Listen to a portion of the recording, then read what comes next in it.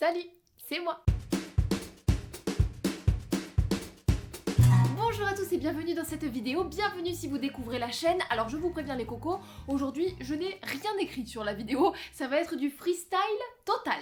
Une fois n'est pas coutume. Alors est-ce que c'est parce que j'avais envie de chiller, de papoter avec vous tranquille, ou est-ce que c'est parce que en ce moment je vis à 2000 à l'heure et que je n'ai même pas eu le temps de me poser une heure pour écrire une vidéo? Je ne répondrai pas à cette question, je vous trouve très indiscret. En parlant d'indiscrétion, parce que oui, ce n'est pas parce que je n'ai pas écrit cette vidéo que je n'ai pas pour autant un talent naturel pour les transitions. Je vous ai demandé sur Instagram et la Twittosphère vos idées reçues, vos clichés, vos a priori sur les comédiens et je vous ai trouvé un petit peu timide. Je pense que vous n'avez pas balancé tout ce que vous aviez à balancer, mais j'ai quand même largement de quoi faire une vidéo. Donc on attaque tout de suite sans plus attendre les amis avec la première idée reçue. Les comédiens sont de gros feignants. Ah oui, ce cliché-là à la vie dure, comme quoi le comédien serait un espèce de gros branlot qui vit au crochet de la société en faisant joujou sur scène une fois de temps en temps. Alors, je vais être très honnête avec vous, c'est vrai. Mais non, je déconne. Au risque de gâcher une certaine image un peu glamour ou je sais pas quoi, les gars, être comédien, c'est dur. Ça n'existe pas de se dire « Tiens, je suis comédien, je vais me rouler les pouces », à part certains privilégiés qui ont des pistons plus hauts que le soleil, sinon c'est plutôt dur. Et je me permets de dire ça pour ceux qui ne connaissent pas encore la chaîne, parce que je suis comédienne. En général, on bosse plutôt dur sans être payé des 1000 et des 100. Laissez-moi vous expliquer un tout petit peu comment ça fonctionne, parce que en plus, les intermittents, tout ça, c'est bien d'actualité. Et non, je ne vais pas parler des Césars, ne me regardez pas comme ça. En gros, le comédien comme le technicien, qu'il soit dans le milieu du cinéma ou du spectacle, doit, pour être intermittent, c'est comme ça qu'on appelle ça, faire un certain nombre d'heures pendant une année pour pouvoir prétendre à une allocation sur toute l'année qu'il va suivre. Donc chaque année, il faut refaire ce quota d'heures. Selon quel genre de comédien, de technicien tu es, selon le milieu dans lequel tu travailles, il est plus ou moins facile d'avoir ces heures de travail-là. Ça dépend aussi des périodes. Par exemple, à tout hasard, une putain de pandémie mondiale qui fait que le gouvernement ferme les lieux culturels pendant bien trop longtemps. Est-ce que je peux travailler s'il vous plaît? Enchaînons. Il ne faut pas non plus oublier que le boulot d'un comédien, ce n'est pas seulement d'être sur scène ou sur un plateau de tournage.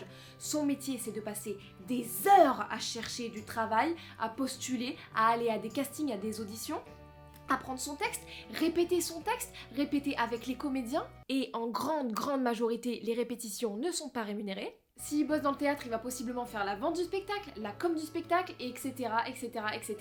Et tout ce boulot-là, ce n'est pas payé, il n'est payé que quand il va sur scène. Donc c'est pour ça que cette allocation existe, pour compenser tout le boulot qu'on fait à côté sans être payé. Nobody you know has actually created success without working their face off. Conclusion, c'est un non. Idée reçue numéro 2 qui suit un petit peu celle-ci et qui va être beaucoup plus vite réglée.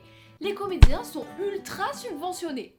Non. Je vois pas d'où vous sortez ça. Certaines compagnies, certaines structures, certains lieux, certaines productions ont des subventions, mais en général c'est pour un projet précis et il faut monter un dossier de bâtard. Mais les comédiens ne sont pas subventionnés. Si vous entendez par là qu'ils touchent une allocation, oui, on en a parlé précédemment, si on bosse un certain nombre d'heures et qu'on arrive au bon quota, on touche cette allocation-là. Sauf que, attention, cette allocation, dès qu'on bosse, elle baisse, voire elle disparaît si on bosse trop. Donc à part, encore une fois, certains comédiens privilégiés qui vont toucher des gros cachets et qui vont les toucher souvent, sinon on gagne jamais des milliers des cents. À tel point que du coup c'est un peu un enfer pour monter des dossiers, pour louer un appart, faire des crédits, acheter une baraque et compagnie. Donc ultra subventionné, c'est un non, Didier, c'est un non. Je sais que vous l'attendiez, on arrive dans la croustillance, les amis. Idée reçue numéro 3. Les comédiens baissent tous entre eux et sont infidèles.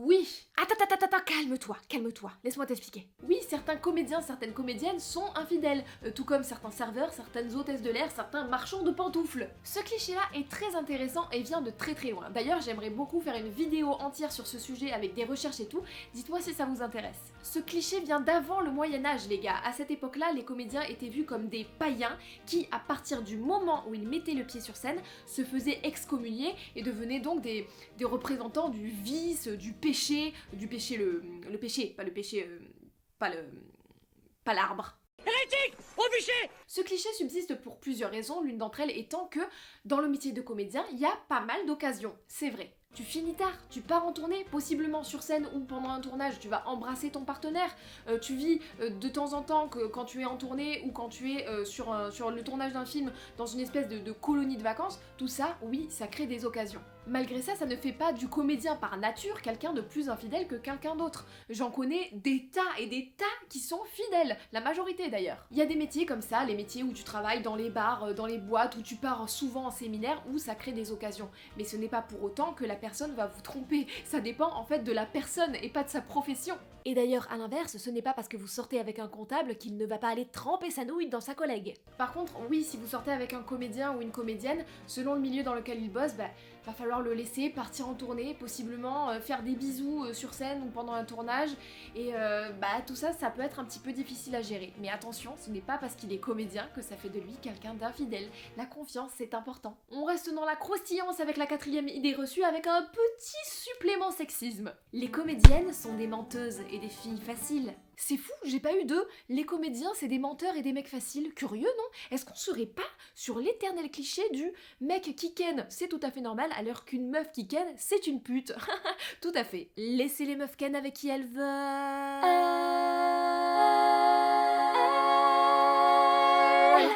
Ce cliché-là vient du même endroit que le précédent, le vice, le péché, le bûcher, tout ça, tout ça. Sauf que là, il y a un petit supplément sexiste qui m'agace un tantinet. Ah, m'adresse pas la parole, hérétique, du bon!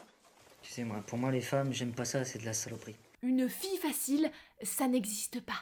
Et cette espèce de gens bizarres qui couchent avec d'autres personnes parce qu'ils en ont envie sans avoir forcément la nécessité d'être amoureux, en fait, ça s'appelle des fucking humains! Libre à vous de ne pas fonctionner comme ça, libre à vous que ce ne soit pas forcément votre truc, mais c'est un fonctionnement qui est tout autant valable que le vôtre. Et Dios mio, lâchez un peu la jupe des meufs et laissez-les faire ce qu'elles ont envie. Est-ce qu'on peut intégrer ça une bonne fois pour toutes ou pas? C'est quoi le truc là? Vous voulez quoi? Vous voulez qu'on se batte? Dernière idée reçue pour cette vidéo, n'hésitez pas à m'en mettre plein en commentaire, ça pourra faire l'objet si vous en avez envie d'une autre vidéo. Celle-ci, elle regroupe un paquet. Attention. Les comédiens sont des divas, ils sont égocentriques et torturés.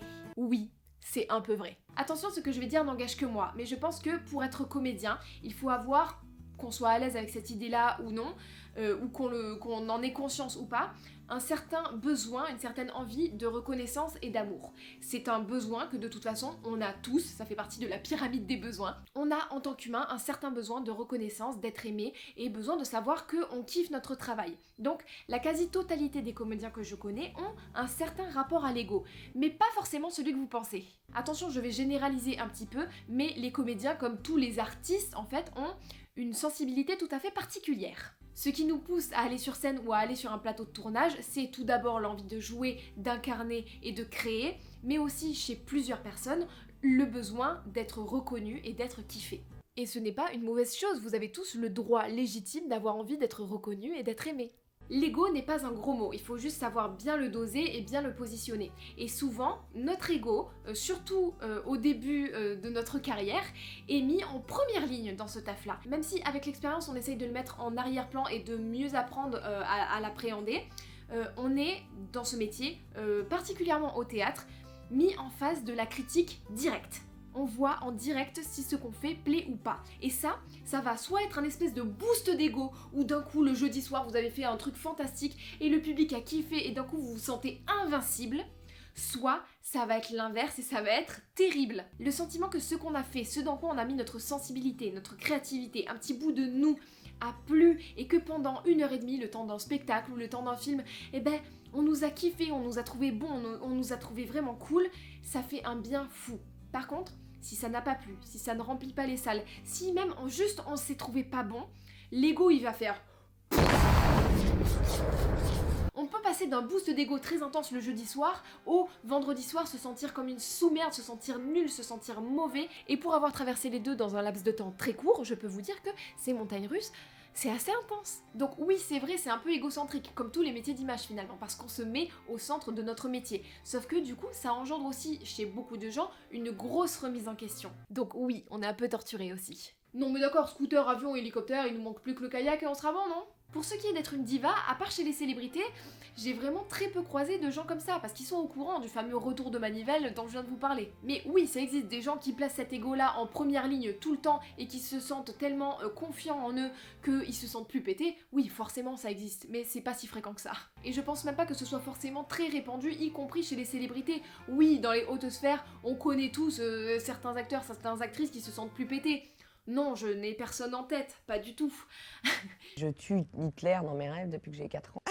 Mais en tout cas, chez les comédiens qui ne sont pas des stars, il y a peu de divas, et en général, quand il y en a, on les repère, et on se fout bien de leur gueule. Voilà, c'est tout pour moi pour cette vidéo, j'espère que ça n'a pas été trop brouillon, j'espère que vous avez passé un bon moment avec moi. N'hésitez pas à me poser toutes les questions possibles et inimaginables dans les commentaires sur le métier de comédien. Voilà, si ça vous intéresse comme thématique, que j'en parle un petit peu de temps en temps, puisqu'il n'y a pas d'actualité cinéma. J'en ai marre, j'en ai marre. Ouh. Si la vidéo vous a plu, faites-vous plaisir, montrez-le-moi, parce que l'amour c'est cool, encore une fois j'aime bien savoir que mon travail plaît, donc n'hésitez pas à liker en masse la vidéo, abonnez-vous, partagez Instagram, pigeon voyageur, tout ça. J'espère vraiment que vous allez bien, je vous fais de gros bisous, n'oubliez pas de rêver, on se retrouve très vite et je vous souhaite une bonne fucking journée.